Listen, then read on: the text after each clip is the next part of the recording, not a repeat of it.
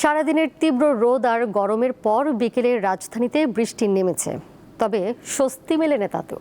উল্টো ভ্যাপসা গরমে অস্বস্তি যেন আরও বেড়েছে। গরম থেকে বাঁচতে মানুষ আসলে কি করছে, কেমন করেই বা সামলাচ্ছে এই অসহনীয় গরম? আজকের জনতার কথাই এসবই জানিয়েছে নগরবাসী। বৃষ্টি হয়েছে কিন্তু মেলেনি স্বস্তি, বরং বৃষ্টির পর ভ্যাপসা গরমে হাঁসফাঁস জীবন। ঘরে বাইরে অস্বস্তিতে নাকাল মানুষ।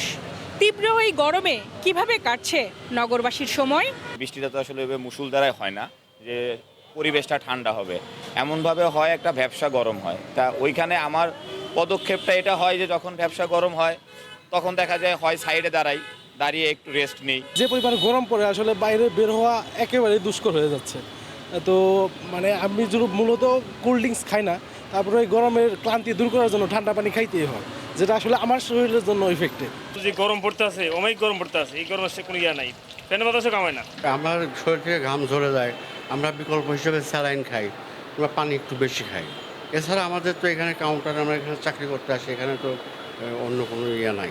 ঘামে মাথা পানি দিই, দেখা গেলো আড়াচলা করি, ঠান্ডা পানি খাই, শরবত খাই, স্যালাইন খাই।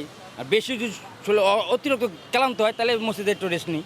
গরম থেকে বের হতে পারছি না, কারণ স্কিনের প্রবলেমের জন্য অনেক কম বের হওয়া পড়ে, আর ভার্সিটিতেও অনেক কম যাওয়া পড়ে। আর গরম থেকে বা রোদ থেকে নিজেকে বাঁচানোর জন্য আমার অবশ্যই সানস্ক্রিনের প্রয়োজন হয়। রুমের ভিতরে অনেক গরম, যেটা সহ্য হচ্ছে না, এই জন্য বাচ্চারা নিয়ে একটু ঘুরতে আসলাম আর কি।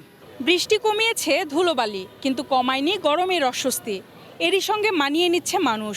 এখন সবার অপেক্ষা একটু স্বস্তির।